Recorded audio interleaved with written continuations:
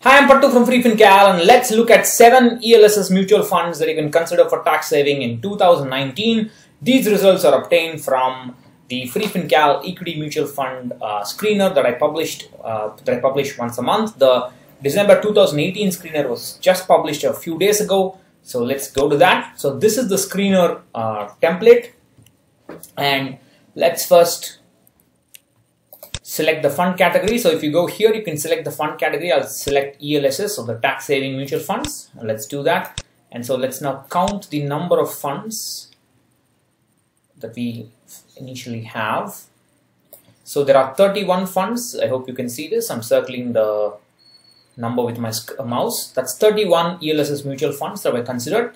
Now all these mutual funds were benchmarked against the Nifty large mid-cap 250 total returns index.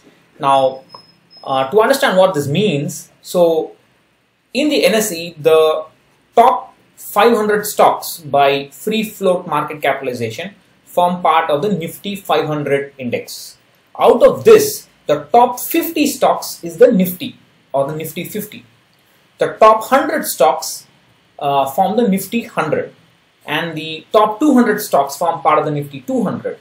And the top 100 stocks are called large cap stocks, the middle 150 stocks are called mid cap stocks, and anything below that, the last 250 are called small cap stocks.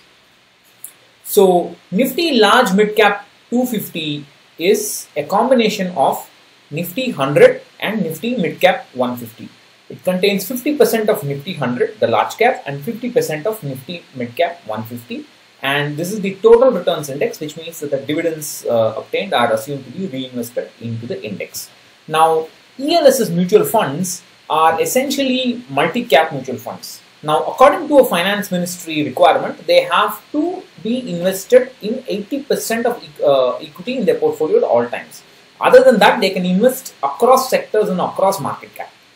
Typically, most ELSS mutual funds are large capish kind of mutual funds, but they do hold anywhere between 20 to 30% of mid caps in their portfolio. So, Nifty large mid cap 250 probably is a bit harsh index, is a bit tough index for ELSS mutual funds to beat. But then, if some funds are bet it consistently, then those funds can be used for considered as a short list for selection. So let's do that. And so let me explain the screener. So you have the category, that's the ELSS funds, the benchmark, which I just explained, the fund name. So we are going to look at every possible 3-year period, 3-year return period from December 20th or something, 2018, since I did the calculation, to January 1st, 2013, when the direct plans were started. So we're going to look at the index for those periods. So let's consider, let me give you an example. Let's look at Baroda Pioneer ELSS 96 plan, direct plan growth option. 192 3-year return numbers were calculated for the fund and as well as the index. And out of this, the fund never outperformed the index. So the number of times the fund outperformed the index in terms of return, that is the number of times the fund got a better return than the index, is 0. So the rolling return consistency is 0. 0 by 92 is 0%. That's why I told you this kind of fund is kind of harsh. So, and then we have the downside protection consistency. So for every one of those 3-year periods, we look at the monthly returns and we ask, when the index fell, let's say it gave minus 10% return, we ask whether the fund fell more than the index or less than the index. That is, we ask whether the fund gave, let's say, minus 11%, which is bad, or it gave only minus 8%. So we find out what percentage of the index's fall did the fund capture, and how consistently did the fund capture less of a fall than the index. And only 10%, the downside protection consistency is only 10% for this fund. So similarly, we do this for 4 years. So all these are green columns are for 3 years, the violet columns are for 4 years, and the brown columns are for 5 years. Maybe I should give you a slightly better example so you understand.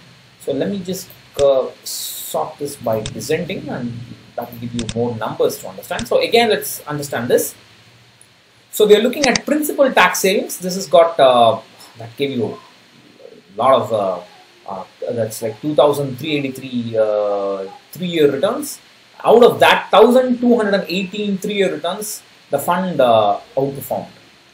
It's probably, I have a feeling this principal tax saving may not be a direct plan, but still, it doesn't matter. Let's consider this as an example. I don't know how it slipped through my, I just noticed. No, that's why it has got 2,000 numbers. Anyway, so 2,383 3-year returns were considered. The fund outperformed the index in 1,218 of those years. So the outperformance consistency is 51%. And the downside protection consistency is 70%. That's reasonable. So similarly for 3 years and 4 years and so on.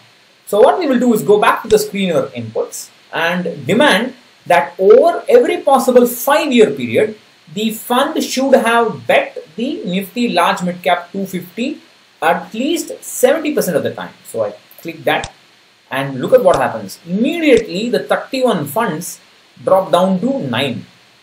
Right? So that's so those 9 funds are pretty decent, but there are some problems which I'll explain. So let's look at have a look at the downside protection over 3 years. Everything looks 100%, 83%. There's a 33% here. That's interesting. So let's highlight that. Again, look at the 4-year downside protection. 92%, 100%. Again, 21%. That's bad. Again, another downside protection of 25%. That's really bad. So look at that fund. That fund is Reliance Tax Saver Fund. So this fund has got terrible downside protection, which means that it always falls more than the index. It will create stress for you. So let's avoid that fund. So other than that, so that eliminates out of those 9 funds, the 1 is gone. Then there is one fund. So we asked 70% consistency for 5 years. So look at that for 5 years. That's pretty good. So everything is the rolling return is 100%. All these funds have bet consistently over 5 years, every possible return period. Again, downside protection is also good except for that one fund.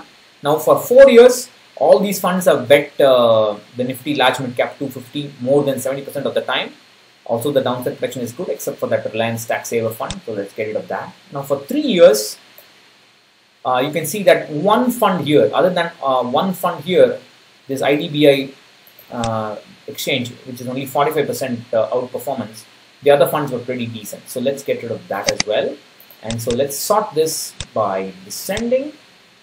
And so that will put the red ones away. And these are your 7 funds. So let's, that's pretty good. Let's try to make this bigger. So those are your 7 funds. That's it. Quantum Tax Plan, Aditya Birla Sun Life Tax Relief, DSP BlackRock Tax Saver, Invesco India Tax Plan, JM Tax Plan, Tax Gain Fund, IDFC Tax Advantage, and Access Long Term Equity. Now, if you ask what would I choose among these 9 funds if I needed a ELSS fund? If I needed an ELSS fund, don't invest otherwise. Access Long Term Equity is pretty popular, so I will go to value research and I will look at the AUM of these funds. So Access Long Term Equity is pretty popular fund. It's got a lot of AUM. There's nothing wrong with a large AUM per se, but that AUM should not come immediately. The AUM should not suddenly flow into the fund. Then the fund manager will be in trouble. I don't like the fact that Access Long Term Equity is a very popular fund and a lot of people invest in it. So what I would do is I would avoid it because it's already popular. But if you've already invested in it, don't worry about it. No problem at all. But as a new choice, if I wanted to start a new ELSS fund, I will probably not choose that. Then the Quant Tax Plan. I'm not comfortable with Quant as an AMC. Forget that. I'm not comfortable with Invesco as an AMC. I don't know. It's just I don't like it. It's a small AMC. I don't like it. I don't like JM as an AMC. Forget it. I'm not too comfortable with IDFC as well. Just forget it. So that leaves me with Aditya Birla Sun Life Tax Relief and DSP BlackRock Tax Saver. I'm reasonably okay with both these AMCs.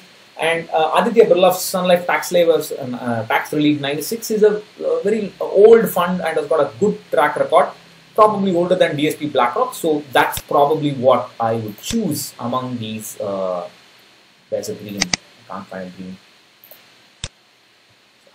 a green. Yeah, there is something green. Yeah, there you go. So that's what I would choose.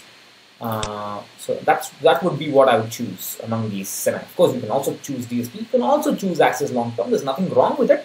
But I mean, it's a little popular. I don't like popular funds. They kind of make me uncomfortable. So I wanted to demonstrate. So these are your 7 funds, and you can pick one. And these are good performance with a very good track record. And just help you pick one. The main aim of this video is to show you how quickly you can screen for funds using the screener. You can actually select different categories, or you can choose different kinds of benchmarks. You can require the rolling return outperformance over 3 years, 4 years, 5 years, downside protection over 3 years, 4 years, 5 years, and so on. You can play around with it and quickly select your funds. Please recognize this screener is only for people who are looking for a new fund to invest in. If you already have some of these funds, you can kind of get a rough idea of the performance, but it's better that you track the performance of the fund from the date in which you invested the fund with its own benchmark, and then with another benchmark if you like. I have tools for that. So that's what I wanted to say in this video. I'll catch you in another video. Bye.